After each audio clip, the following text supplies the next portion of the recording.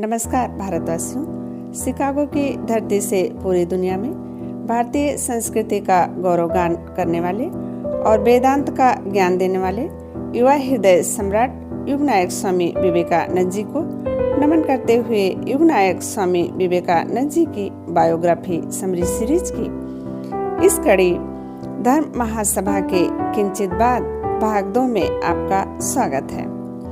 भाइयों एवं बहनों, पिछली कड़ी धर्म महासभा के किंचित बाद भाग 1 में हमने क्रमशः जाना था जिस प्रकार वह अपने देशवासियों की नैतिकता एवं आध्यात्मिकता के बारे में अकाट्य प्रमाण इस देश में लाए थे, उसी प्रकार वहां लौटकर भी अमेरिका के बारे में अकाट्य युक्तियां प्रस्तुत कर सकें। इस उद्देश्य से स्वामी जी विद्याभ्यास तथा सभ्यता के ऐहिक उन्नति विषयक अनेक तत्वों की खोज में लगे हुए थे। क्रमशः हम आगे की कड़ी में बढ़ेंगे। धर्म महासभा के किंचित बाद भाग 2 में इन्हीं दिनों स्वामी जी ने एक महत्वपूर्ण निर्णय लिया। तदनुसार अगले 3 वर्षों के लिए एक लेक्चर ब्यूरो के तत्वाधान में अमेरिका के विभिन्न अंचलों का दौरा करते हुए व्याख्यान देने का अनुबंध हो गया स्वामी जी का। अब यहाँ प्रश्न उठता है कि वह इस प्रकार अनुबंधित ही क्यों हुए। उनकी पुरानी अंग्रेजी जीवनी में लिखा है, उनका मन जिन भावों से परिपूर्ण था उन्हें प्रचारित करने के सर्वोत्तम उपाय के रूप में तथा भारत व भारतीय संस्कृति के संबंध में पाश्चात्य जनमानस में फैली भ्रांत धारणाओं को दूर करने के उद्देश्य से उन्होंने ऐसा किया। अपने व्यय के बारे में स्वाधीन होने के लिए तथा भारत में इन धार्मिक तथा सेवा कार्यों को चलाने तथा जो उन्होंने इसका संकल्प लिया था उसके लिए भी धन संग्रह करने की आवश्यकता थी, तो यह एक सर्वोत्तम उपाय था स्वामी जी के लिए। इस व्याख्यान कंपनी की सहायता व सहयोग से स्वामी जी एक अत्यंत श्रम साध्य कार्य में लग गए और कुछ ही समय में अमेरिकी समाचार पत्रों की भाषा में तूफान के सदृश अमेरिका के विभिन्न स्थानों में द्रुत गति से भ्रमण करने लगे। व्याख्यान के प्रतिक्रिया स्वरूप श्रोताओं के चेहरे पर समझ का आलोक बिल्कुल उद्भासित न होने पर व्याख्यान देना कितना कठिन है। श्रीमती बर्क लिखती हैं, यह बात उन्होंने हमें बताई थी। रोमा रोला की भाषा में कहें तो व्याख्यान कंपनी सर्कस के किसी अजूबे के समान अमेरिका के नगर नगर में उन्हें घुमाती थी और उनका एक चित्र मानस पटल पर उभरता है जिसमें वह सप्ताह पर सप्ताह भीषण ठंड के दिनों में रेल यात्रा करते, अपना सामान संभालते और दीप्तहीन श्रोताओं के सम्मुख व्याख्यान देते, पैसों का हिसाब करते, परिश्रम साध्य दीर्घ भाषण देने के पश्चात उल जलूल प्रश्नों के उत्तर देते, मनुष्य के दिव्यत्व पर बोलने के बाद ही ऐसे काल्पनिक प्रश्नों का सामना करते कि हिंदू अपने बच्चों को घड़ियाल के मुख में क्यों डाल देते हैं, क्यों अपनी पत्नी को अपने हाथों से जला देते हैं, या क्यों जगन्नाथ के रथ के चक्र के नीचे आकर लोग आत्महत्या कर लेते हैं। यह सब सहन करके अविराम दौरा कर रहे थे स्वामी जी। सच कहें तो उनके शक्ति सामर्थ्य को निर्ममता पूर्वक अपने स्वार्थ साधन में उपयोग करने के लिए मानो उस कंपनी ने कमर कस लिया था। स्वामी जी के कार्य के उत्साह तथा धर्म एवं भारत की बातें सुनाने की उत्कंठा में अपनी सुख सुविधा तथा स्वास्थ्य के बारे में स्वामी जी बिल्कुल भूल ही गए थे। इसी काल में कभी हेल परिवार का मकान स्वामी जी के शिकागो निवास का अस्थायी ठिकाना हो गया था। श्रीमती तथा श्री हेल उस समय उनके माता पिता के समान हो गए थे और वह लोग भी पुत्रवत स्नेह के साथ उन्हें अपने घर में रखते थे। हेल की 2 पुत्रियां हैरियट हेल व मेरी हेल तथा 2 भांजियां हैरियट मैकिंडली व इसाबेल मैकिंडली उनकी 4 दुलारी बहनें हुईं, बिल्कुल सगी बहनों के समान।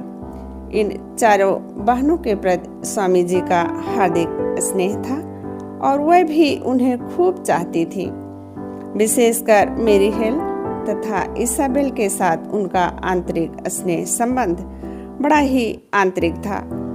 इन्हें स्वामी जी ने अनेक पत्र लिखे थे, जिनमें से अनेक विवेकानंद साहित्य में प्रकाशित हुए हैं। स्वामी जी के शिकागो विजय के फलस्वरूप अमेरिका में जो उत्साह एवं उद्दीपना जगी थी, उसका किंचित आभास हम पा चुके हैं। अब यह भी जान लेना आवश्यक है कि भारत में उसकी कैसी प्रतिक्रिया हुई थी। यद्यपि 1893 ईस्वी सितंबर के मध्यकाल से ही धर्म महासभा तथा स्वामी जी विषयक संवाद भारतीय समाचार पत्रों में यदाकदा प्रकाशित हो रहे थे, तथा नवंबर तक स्वामी जी के पूर्व साफल्य की ओर भारतवासियों की दृष्टि ठीक ढंग से नहीं आकृष्ट हुई थी। बोस्टन इवनिंग ट्रांसक्रिप्ट 23 सितंबर को प्रकाशित मेला भूमि में हिंदू शीर्षक एक लेख नवंबर में बंबई, कलकत्ता तथा मद्रास के समाचार पत्रों में पुनः मुद्रित हुआ। 13 नवंबर को यह इंडियन मिरर में प्रकाशित हुआ। इसमें स्वामी जी के साथ एक आंतरिक वार्तालाप का विवरण था।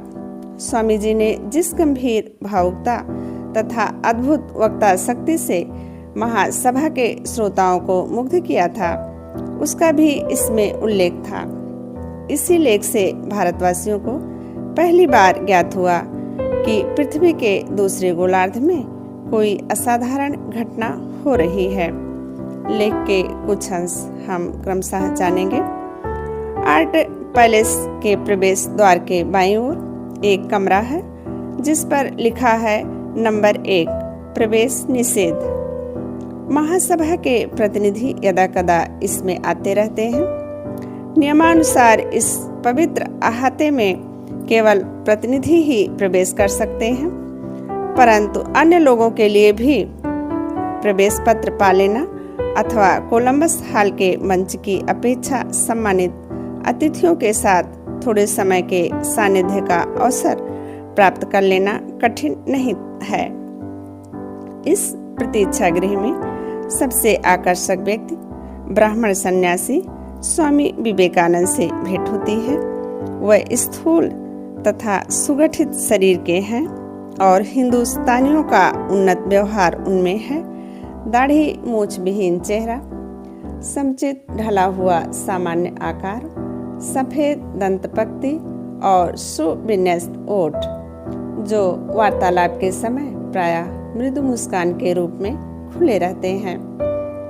उनके संतुलित आकार के सिर पर नारंगी अथवा लाल रंग की पगड़ी शोभायमान रहती है और उनका चोंगा कमरबंद में बंधा घुटनों के नीचे तक लटकता रहता है।